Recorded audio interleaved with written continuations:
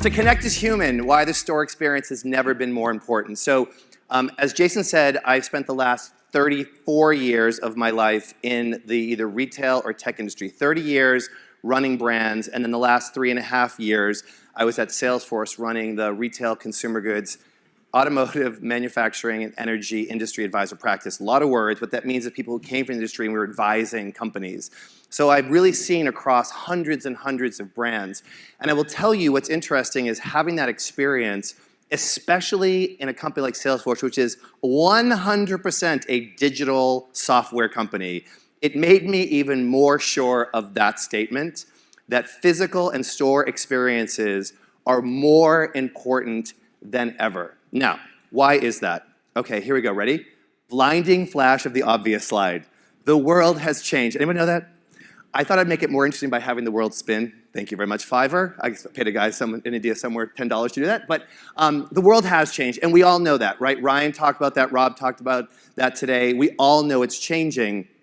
It's been changing and will continue to change.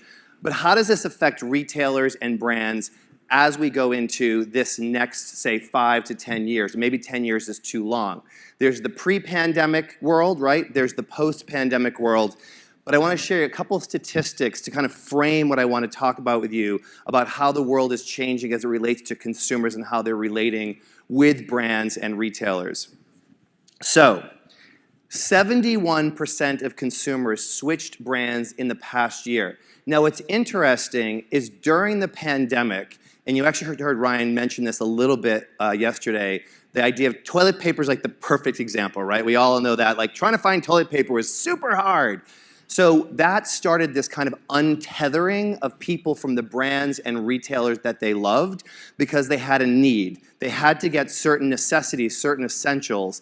And so we saw in 2021 was that 50% of consumers were actually switching brands.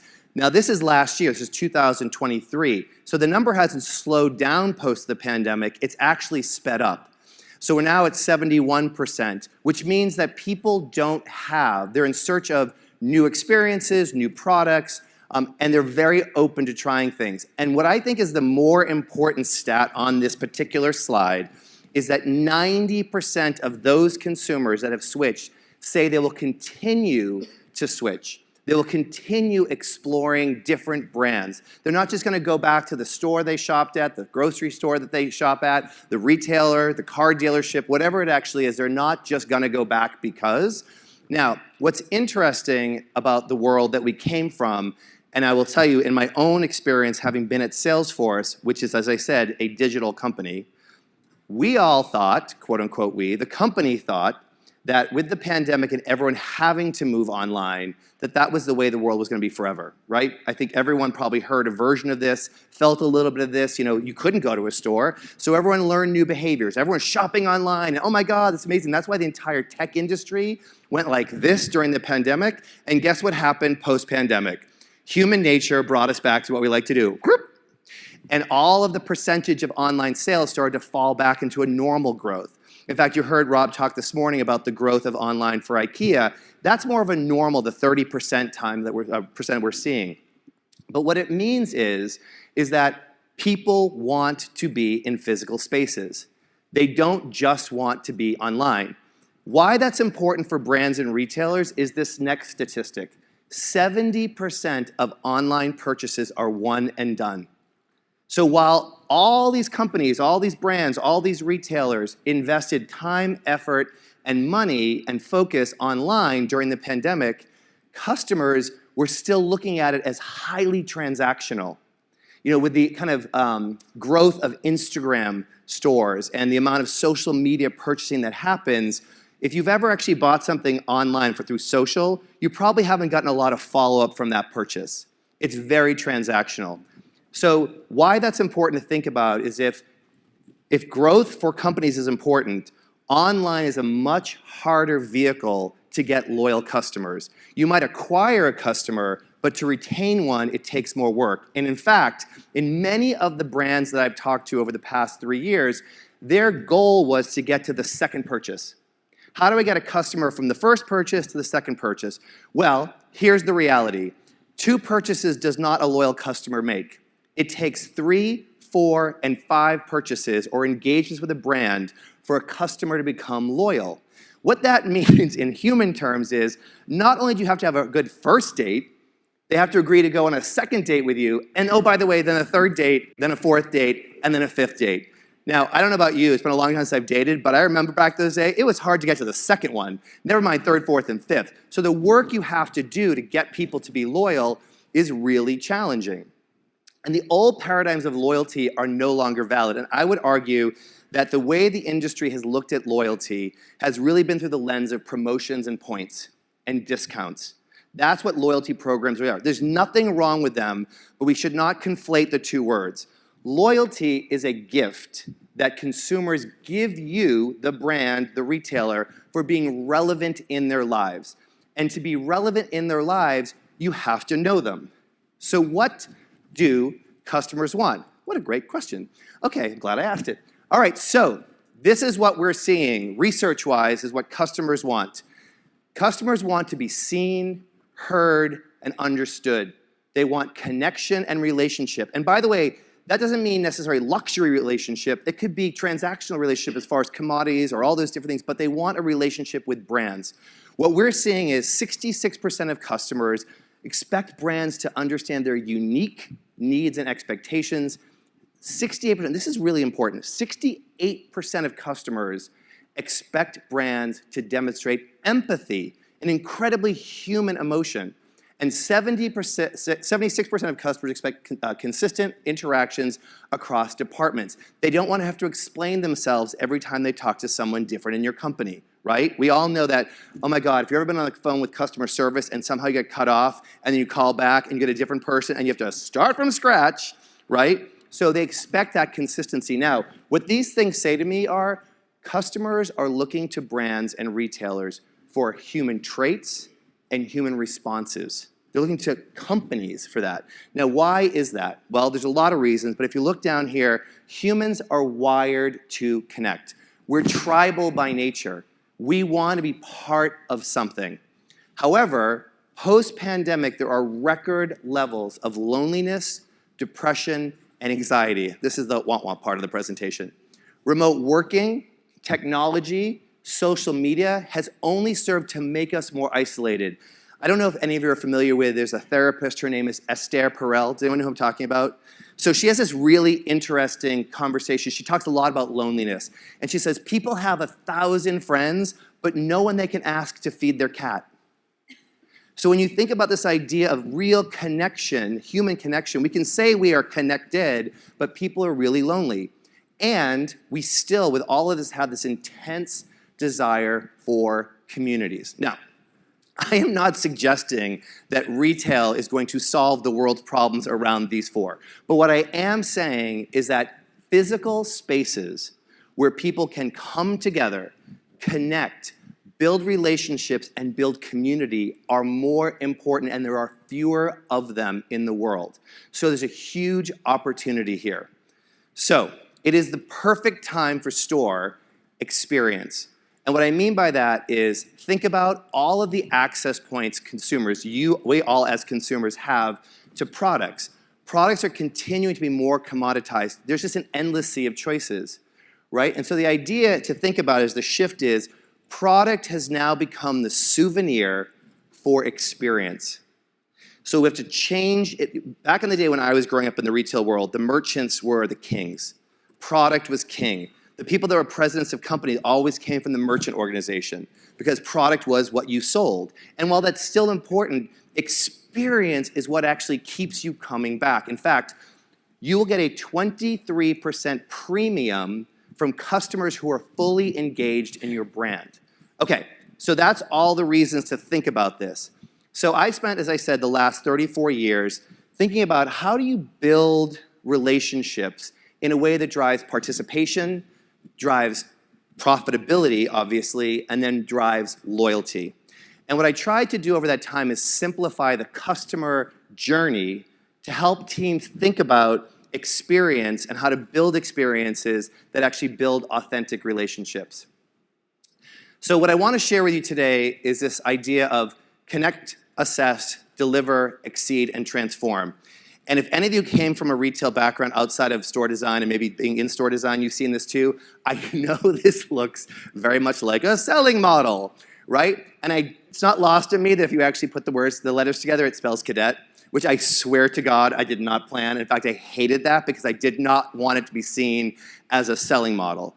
What it is it's actually the stages of a customer relationship. Actually, it's the stages of a human relationship. So think about when you've met people. Maybe it's your spouse, maybe it's a significant other, maybe it's just a friend.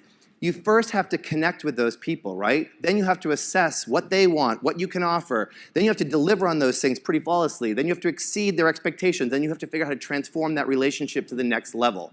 So this is not about stages of, gap act or, come in and say hi. In fact, connect, if we think about the idea of connect, what connect means is how do you engage with customers, and by the way, employees, in ways that draw them in.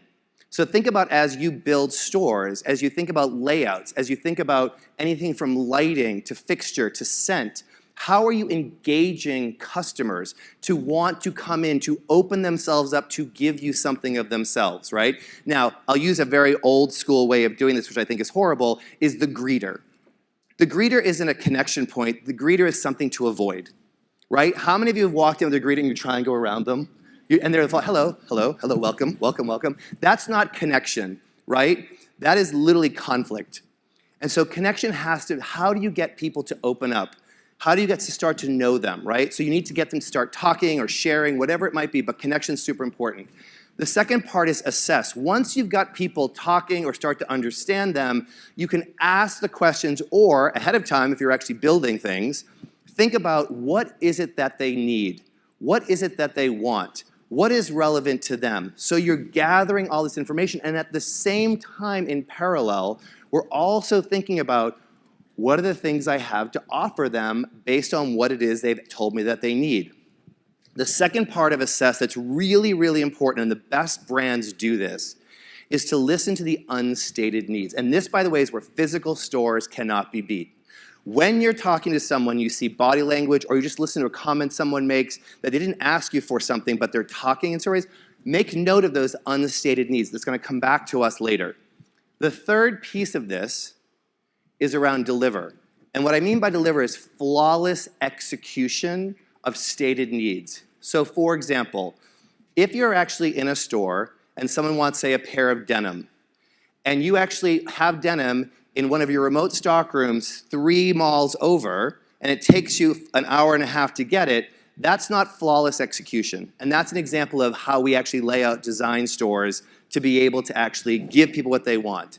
If we aren't in an in-stock position, when someone comes in, they saw something online, and then they come in, I think someone talked about this earlier today with the shelves that they actually had from IKEA, and it's not there, that can potentially be a very not happy experience, right? So the idea of thinking about how we deliver on what our promises are or what people need is super important. That's the functional part. Once you move into exceed, that's what I refer to as the emotional part. That's where you start to actually grasp the heart of a customer. Those are the unstated needs, the things they may have told you but didn't ask for specifically. So for example, when I was at Tory Burch, one of the things that we did early on was give all the stores iPads with all these different apps because we wanted to make sure the ecosystem, which I'll talk about a little later, of our customers was actually really happy. So guy comes in with his girlfriend to the Madison Avenue store. She's coming in to get these boots. He walks in. He's like, I can't believe we are here. It's Friday night. We're going to a party. I'm starving. We now can't go to get something to eat because you're here at the store. Manager heard that, said, oh, actually, we have Seamless on the iPad. You want me to order you something? He's like, what? She's like, yeah, I heard you say you're hungry. And so he's like, sure. They ordered burgers from Melon's, which is right near the store. They were delivered to the store. She walked out with $2,500 for the purchases because he was fine sitting there waiting for his burger. He walked out with burgers. We were like the best thing that ever happened to him. But that was listening to someone to exceed expectations. He didn't ask us to get him anything, but the idea was we were listening to what he hadn't stated, but what he needed. And the final piece is transform. This is where it's really important to invest in the relationship with the customer in ways that are in service to them, not in service to the company. Okay, so quickly, I will go through, these are just some 4 examples. So up at the top left, you see Bergdorf Goodman, which is where I was the COO. We have two different stores. We have the women's store and we have the men's store. And we brought back the men's bar in the men's store. The idea was to create a place of community and connection. But we also did was hire a Michelin star chef and a master sommelier to do our F&B program, because the idea was, if you're in a place of luxury where we offer the best of everything, the food and beverage better actually be at that same level as well. And it was a reason for people to actually go there. We do whiskey tastings, scotch tastings, things that are the best of. Gap, this is years ago, obviously, things they have different fortunes, but back when I worked at the Gap, that time, anyone remember the 90s and the Gap, they were the best at operations and clarity of offering and standards. They were the standard for the specialty retailers of how people shopped stores. And then in the lower left, Tory Burch. This is a founder-led company. People wanted to participate in her life, so we built stores that reflected her life, her loves, her fabrics, some of her furniture, so people could actually get a peek into her life and feel like they were participating in her world. And then finally, Apple, where I ran stores for North America and Europe. Apple was a kind of a closed ecosystem. The way that all the products worked is the way the stores worked. So you could come in and you could buy, you could learn, and you could service your products in one place. We wanted people to keep coming back and dwell, right? So the Genius Bar is a perfect example of that, and I'm gonna come back to that in 1 second. So we've got great physical spaces, super important. How do you add on this idea of transformational experiences? So I just talked about the men's bar at Bergdorf and this idea of being the best of, especially in the beverage program. 2-floor store, only, I think it was 25 seats in the actual bar. How do you extend this to all the guys? So we built an app that used geotagging so that I could be sitting downstairs getting shoes, and I could order a drink, and it would come to me because the person at the bar knew where I was sitting, had a drink, and so the idea was the entire store became a men's club. The best version of men's club, and people love to talk about things like apps. So we tried to expand and create these transformational experiences based on what our customers like, and also just things that would make them love the experience even more. In the Gap example, one of the things we learned during the downtime of Gap was that men and women shop differently, right? Men are more procurement shoppers, women are more journey shoppers. And so we really built the store experience with completely different journeys, which is men's and much more clarity of offering, and women's much more discovery. So imagine women's more like Anthropologie, and men's, which is much more the old school of Gap. In fact, if anyone's ever seen this, or maybe you've fell into this, when we actually went from selling denim to try to sell khaki, and we moved the denim wall to the side and khaki to the back, men would come in and say, "You don't sell denim anymore?" It literally moved 5 inches that way, right? So understanding how your customer shops and what's important to them is really critical, and being able to build a journey that's relevant to who they are and how they want to engage the brand. Down here on Tory Burch, we obviously have Client Book, which is our way of actually connecting with customers and what they bought online, what they bought in stores, so we're able to help service them. And then the Corona example, very quickly, because I know I'm running out of time here, is we tried to think about the ecosystem, like I said. When women shop, they shop with someone, best friend, husband, boyfriend, child. How do you engage the people with them so that the customer feels that they can stay? And so we would give Coronas to people, the men that would come in and sit on the couch. We had a couch in the store. Go sit, enjoy. We'd give juice boxes to kids. The iPad had games on them, so we were engaging people all the time. And then finally, around the Apple, the Genius Bar, when I first got there, we were 7-day turnaround. You'd bring your computer in, it would take 7 days to fix it. Now, you all have computers and iPhones. Can you imagine being without your technology for 7 days? And at the same time, you could get your shirt dry cleaned in a day. So I threw the challenge out to the team, how do we get this done? Because we had amazing 15,000 people who were software engineers that worked in the stores. Within 6 months, we had gotten it down to a day. So the idea of actually engaging, but also thinking about what customers need is super important. So where do we start? I would tell you, nothing else, curiosity. Super, super important. If you look down here at the bottom, this is a research that I did in 2017 and 2023 across the US and the UK and Canada. Only 5% of brands and retailers that a customer engages with ever ask them anything about themselves.